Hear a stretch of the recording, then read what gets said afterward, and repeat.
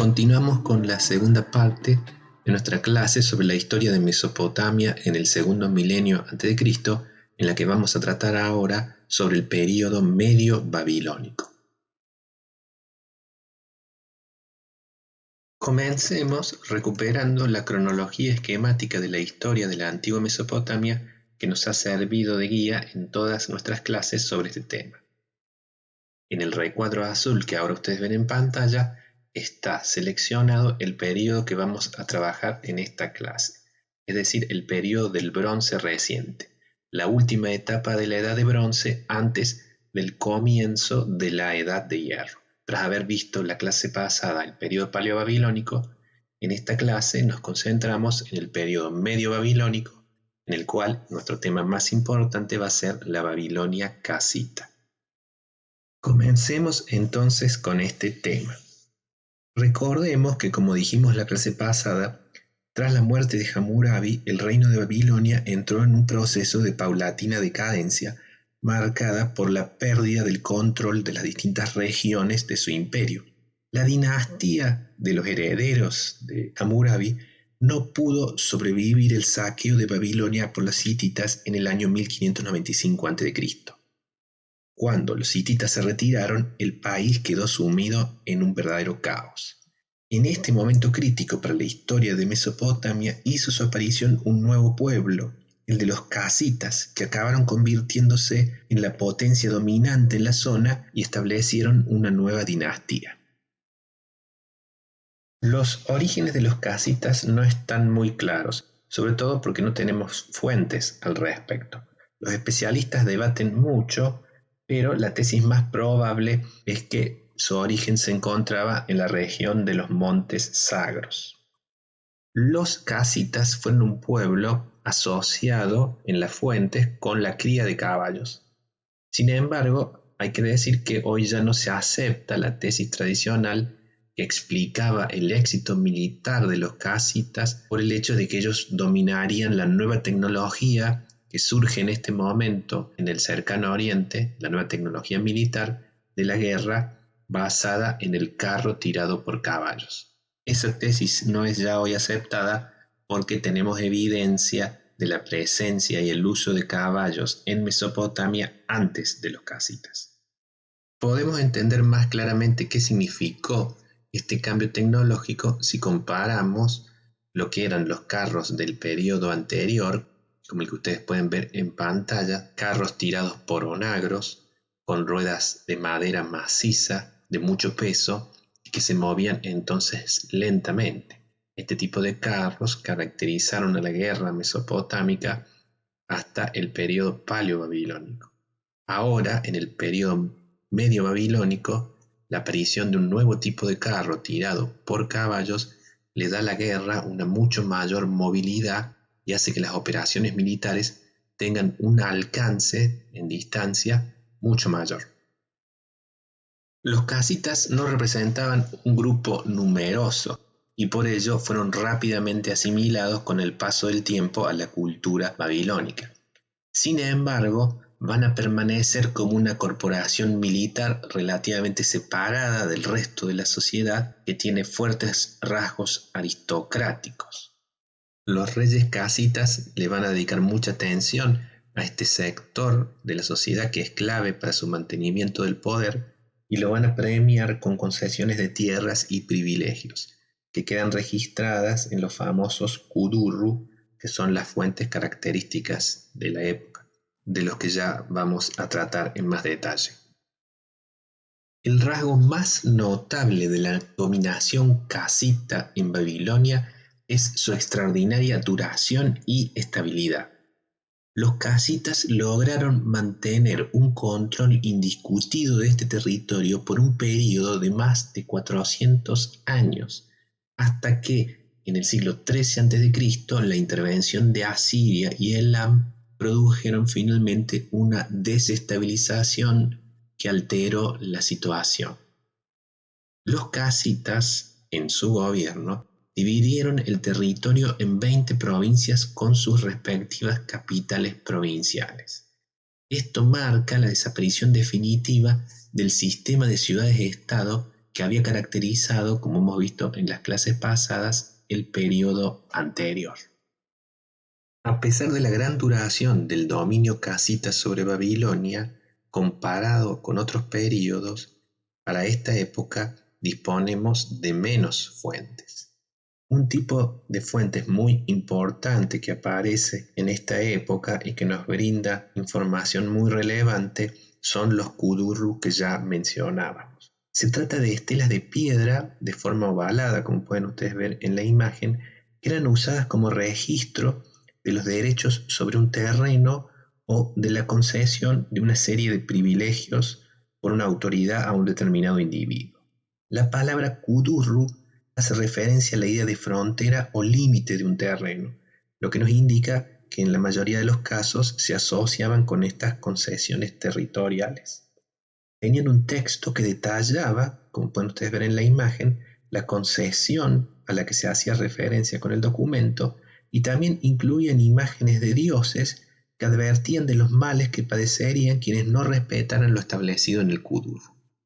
Se ha pensado que estos monumentos podrían haber sido mojones ubicados en las propiedades a las que hacían referencia, pero su tamaño y el hecho de que todos los que se conservan hoy en día se han encontrado en contextos arqueológicos asociados a templos hace pensar más bien que eran documentos que se depositaban en estas instituciones religiosas para ser conservados para el futuro.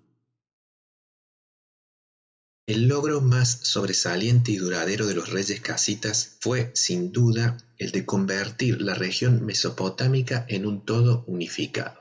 Esto podemos verlo claramente en el hecho de que hacia finales del periodo casita y en el periodo posterior, cuando hubo gobiernos más débiles, la unidad de Mesopotamia se mantuvo.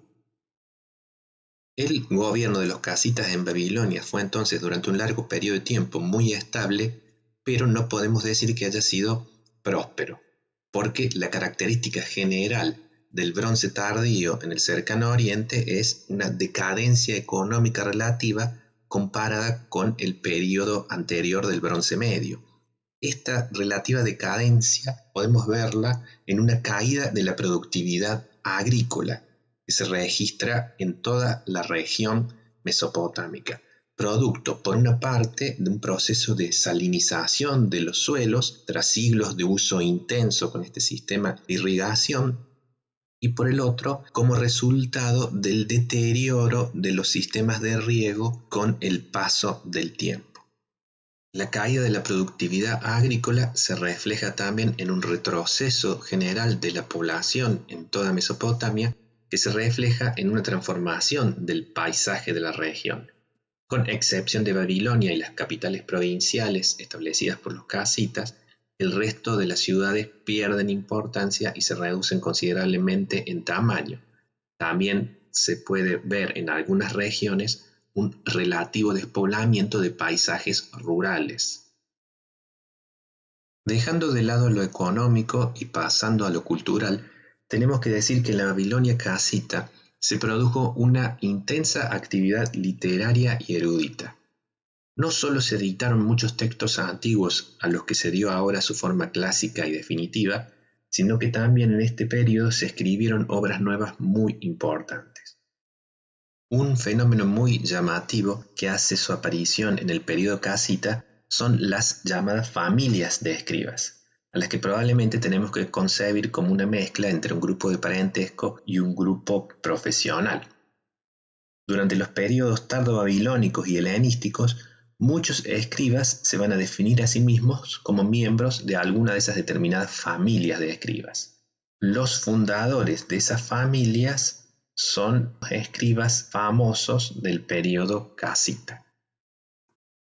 Ese proceso de edición de los textos antiguos que acabamos de mencionar viene acompañado de un proceso de canonización de los textos literarios del periodo anterior que pasan a concebirse como clásicos que no deben ya modificarse, sino solo conservarse.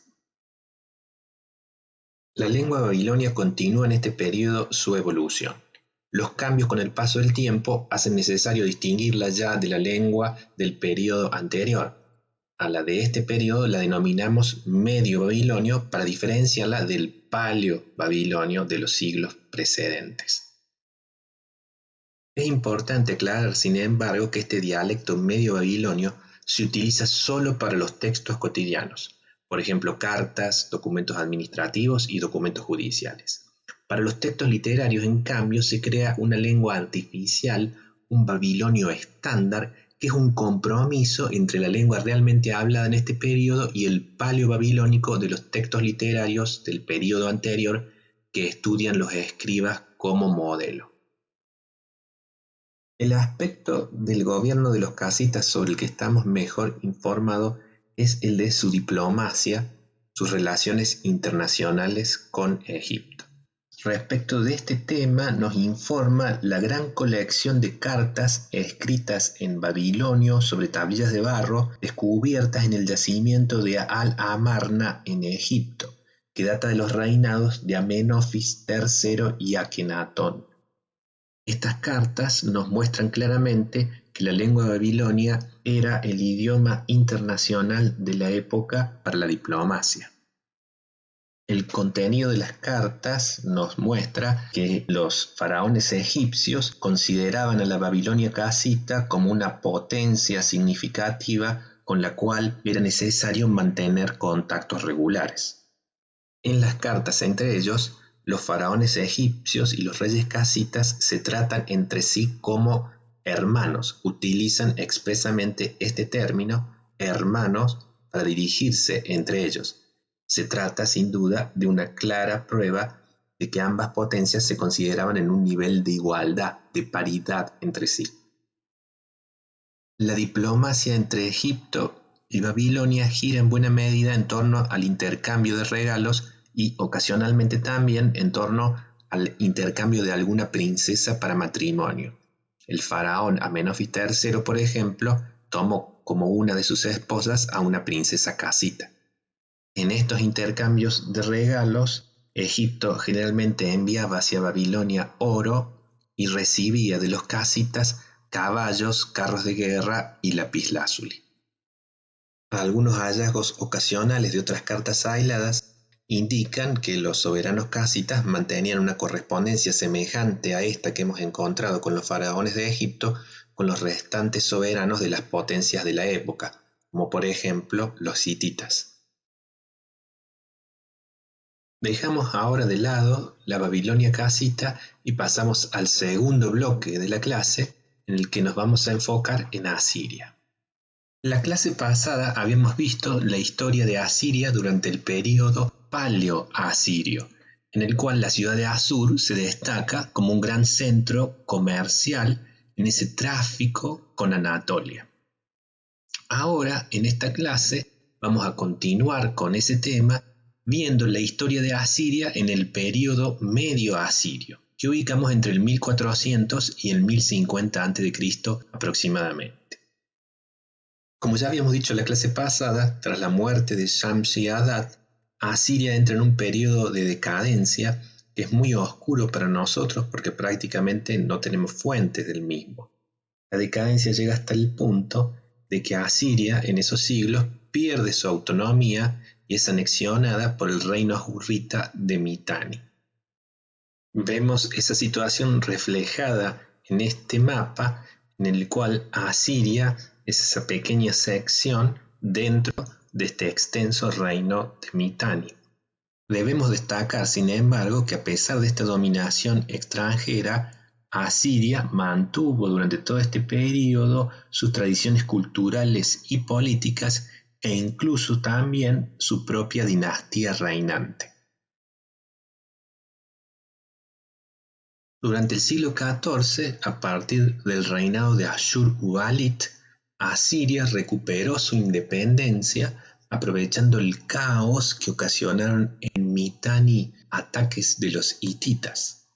Una vez recuperada la independencia, Asiria pasaría rápidamente a convertirse en una gran potencia militar.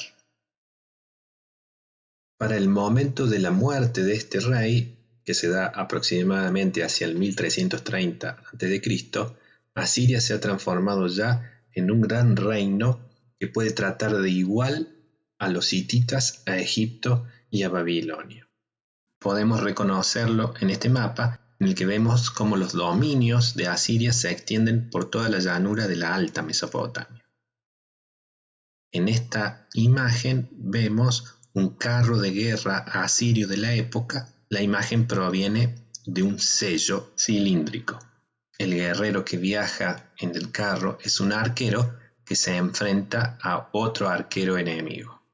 El ejército asirio se revelaría como una máquina de guerra muy eficiente que sería la base que permitiría a sus reyes llevar adelante esta expansión territorial. El poderío militar de Asiria va a alcanzar su apogeo con el reinado de Tukulti-Ninurta aproximadamente entre el 1244 y el 1208 a.C. Es este soberano el que va a llegar incluso a conquistar por un tiempo la ciudad de Babilonia. En todos los territorios conquistados, Asiria va a intentar aplicar una política de asimilación cultural bastante intensa. En la imagen que vemos en pantalla podemos observar un altar de este rey Tukulti-Ninurta I con una escena religiosa.